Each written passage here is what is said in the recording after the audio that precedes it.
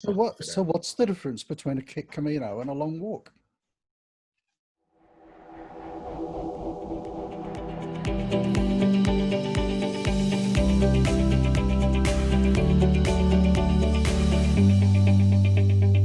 It has to be where it is, and there's something there. I don't know. Is it an energy line? I don't know. It's pre-Christian. I don't. It's got to be What's the something to difference? do with the purpose and the intention, I think. And I've done long walks. I've done quite a lot of St David's Head when I was young in Wales. No, it's completely different. Well, I think you're called. I don't think, unless you're young and going on a gap year or something like that, I don't think you go on. Who would walk 500 miles with a pack? Nobody in their right mind would do this. I think you're called, and I don't know what it is. And I don't know. Everybody has their other reason. They're with a partner they don't like. They're just divorced. Somebody's died. Somebody's ill. They don't like their job. They got ill. They got better. They've reached something, especially those middle-aged ones. Some point they wake up, life is meaningless. I don't know. Everyone seems to have different. Something like that. Or Isn't it? they, Discovering or they meaning, don't know. They discovering just have yourself to go. sometimes. Yeah. Yes, yeah. They just have to go. It's one of the, apart from Desert Island Discs, it's one of the only chances on this planet to step out of this very fast world. And I think I never really knew what it meant. It's about the journey, not the destination. I don't think I really understood that until my first. It's a hard one, isn't it? Yeah. Until my first Camino, and I can the remember sitting at the yeah. Monte de Gozo, the last sort of bit before Santiago, and I'd done everything I wanted to do. I was happy. The journey had been fantastic, and it wasn't about getting to Santiago at all. No, the journey itself is home. Yeah, that's right. And maybe that's why sort of repeat offenders, like to do longer and longer ones. I think so. Not a race to Santiago. It's how long can I make this last? I think so. In the Martin Sheen's film, he does some good observational acting. Is that when he starts off, he's wearing that big watch, and when he's walking along, he's tapping fence posts as he goes because he's so wound up and he has to get there and has to walk on. It's all like that. And he thinks that taking the ashes to Santiago or to Finisterre is that's his mission. And of course it's not. His mission is to be there. That's right. And eventually the watch disappears and he doesn't and it's good observational. How many times have you watched that movie? Honestly, yes. Over 200. Wow.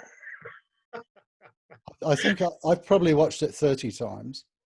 No, it's my virtual Camino. Is that what I do is I love watching it because of the scenery and spotting places and. Right. Here's a tip.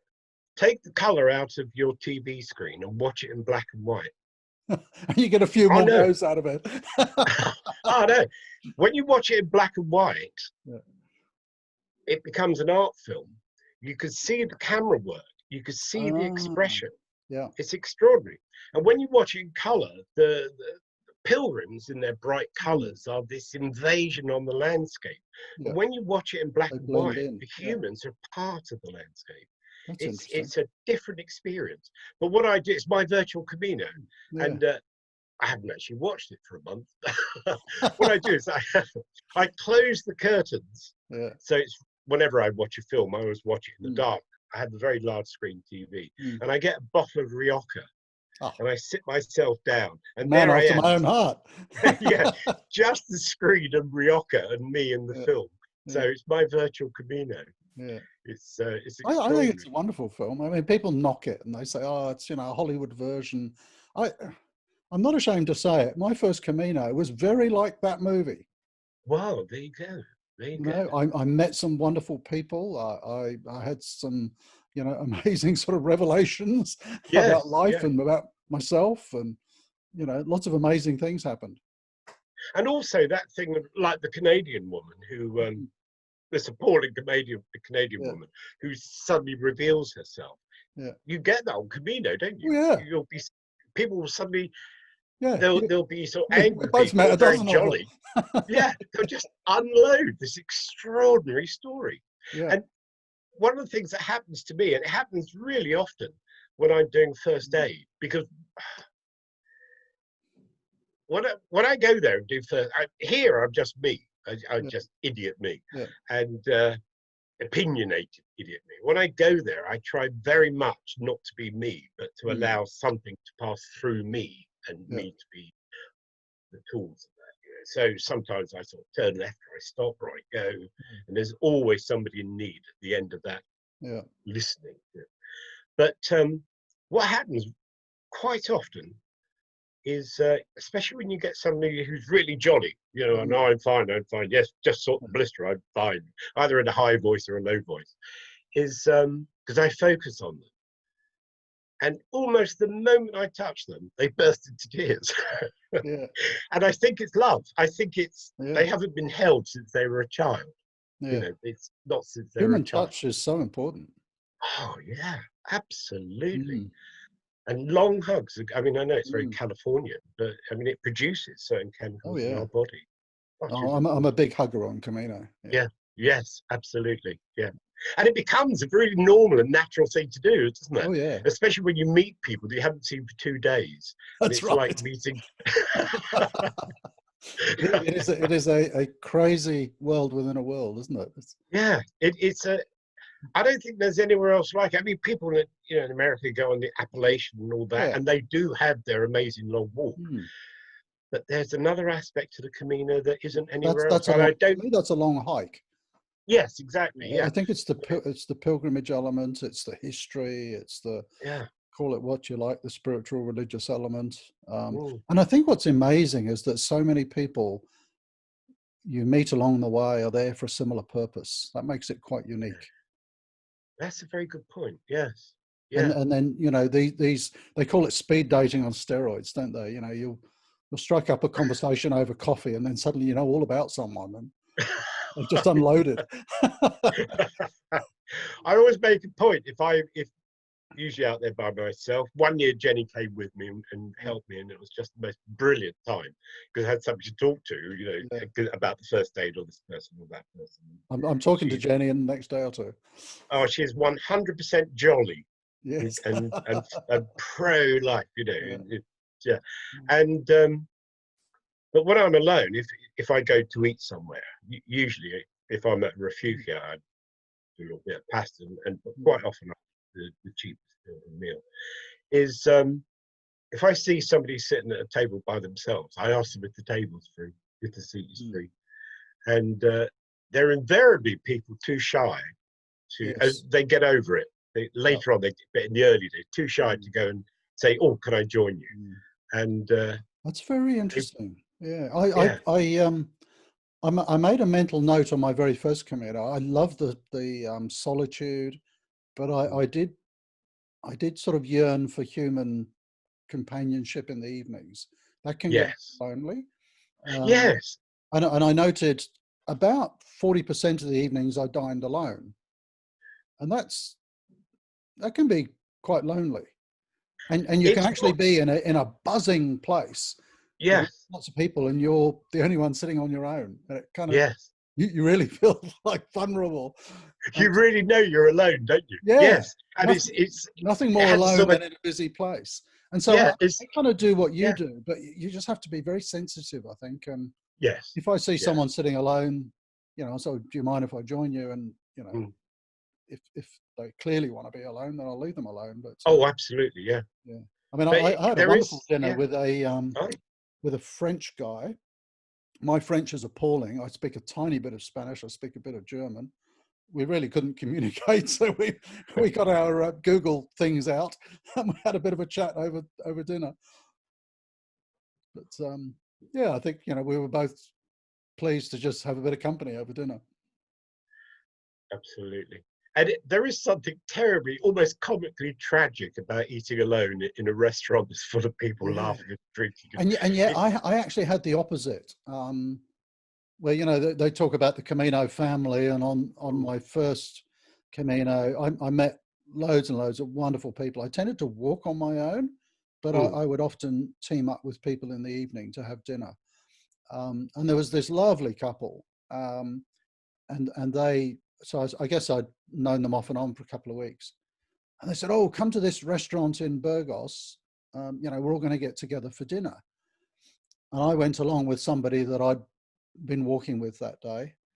There must have been 50 people in this restaurant. And no, it was just too much. I couldn't cope with it. You know, when you spend so much time alone, you know, it's Yes. nice to sit down with one or two, or you know, half a dozen people or something. But oh no, the crowd, it was just overwhelming. Have you had that occasional sort of spontaneous community meal in a refugio? You know I that thing? I have to confess I haven't, because Ah, I tend to use private rooms most of the time because I'm a right. smoker. Yeah. I do stay in albergues, but I'll generally try and see if I can get a room on my own. There was, yeah, Next time I've got to try albergues. yes. I must admit, I mean, I shouldn't really say. I find refugios very difficult. I mean, it's so snory and crowded, and Mm. And it's. I I mean, don't it's want to be the lovely at the one same keeping time. everyone awake, you know. Oh yes, yes. Mm. But I remember once in first time I stopped in the community one in Logroño, Mm. and it was quite busy. It was April by then, and oh, the weather was marvelous. There were these three sort of middle-aged Spanish guys going round. Go, anybody want a pilgrim meal? €5 with wine. I Mm. went, oh, I'm in for that. Gave them €5. They went round the whole place, €5 for everybody. They got about 20 odd people. And then he went out. And after about 2 hours, we thought, ah. Well, they're having a good meal somewhere. Yeah, exactly. We thought, well played. But they then came back laden down with bags and Oh, bottles. they did come And back. Okay, good. yeah, and they wouldn't let anybody cook. They were doing it. Yeah. And they cooked this amazing Spanish meal and had vast amounts of food and what, banging Yeah. my laptop, food and wine. And they were like, I think it was 24, I've still got a photograph, Yeah. 24 or 25 of us, all different nationalities. Yeah. None of us knew each other. Yeah. And they plied us with alcohol Yeah. to get us going. And everybody was chatting and sharing food. Yeah. And it was so good that the hospitalarios had to turn the lights off at bedtime because we refused to leave. It was just one of those experiences. Yeah, that's And great. a slightly more poignant one was Jenny will know where this Mm. is. She has an extraordinary memory. But she and I, we stopped at this refugio, and it was a young couple. We spent 2 years hunting her on Camino to marry her, you know, and Mm. they did a donativo community Right. meal. And at the end were these two are sitting very close. They're about 16 of us.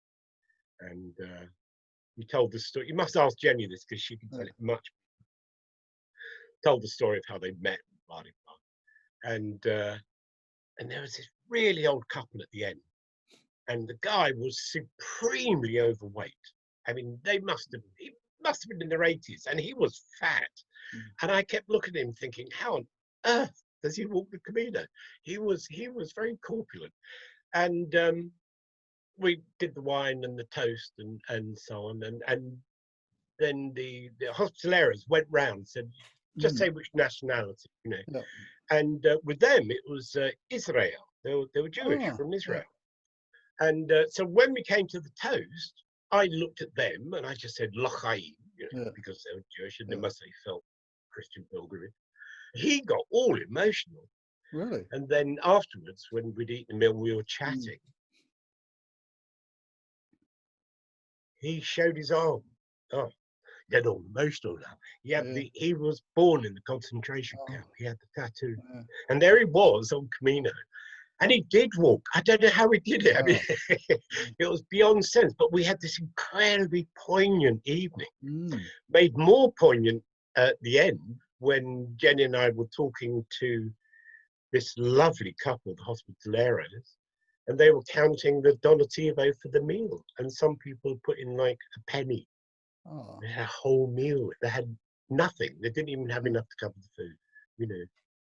wow. So those communal meals could be. You never forget them. You know. You No, never. amazing, amazing. But as I get older, I like my own space more and more. I'm a bit like Mm. you, Robert. I am. Yeah. I mean, I'm very social. Mm, It's funny when I'm walking with my wife, Pat, she calls me Norma. It's my mother's name. okay. Norma would strike up conversations at the bus stop. You know, she was always on Camino, you know, and I'm a bit like that. You know, if someone sort of stopped by the side of the road, I might just stop and say hello, and Pat would be going, "Come Oh. on, Norma, come on. You don't have to talk to everybody." We are similar. I do the same. People at the checkouts in a supermarket. So, Yeah. and then I realise there's a queue, and I'll see you again. Off I go. But that's how, I mean, that's one of the beauties, I think, of walking on your own. You just meet incredible people. I can remember meeting this, and if you're watching, I don't mean anything by this. Um, Lovely young Irish fella. He probably would have been 30 or something. You know, one of the things you learn on Camino is do not judge people by first impressions. You know, Absolutely, I mean, he looked absolutely. like he was a bricklayer or, you know, something like that, sort of, you know, a rough sort of manual type of guy. And we got chatting, and he was in a seminary in Cork. He's a delightful fella. You know, you just don't know, you know. No, Talk to you people. don't know, and Everyone out there is everybody. amazing. Yes, Yeah. and everybody has a unique story that's Mm, unlike any other story you've yeah, ever heard. absolutely. Everyone. It's Absolutely. extraordinary. We're Yeah. so diverse and yet so much the same at the same time. Mm, It's absolutely. odd. Absolutely. Yeah.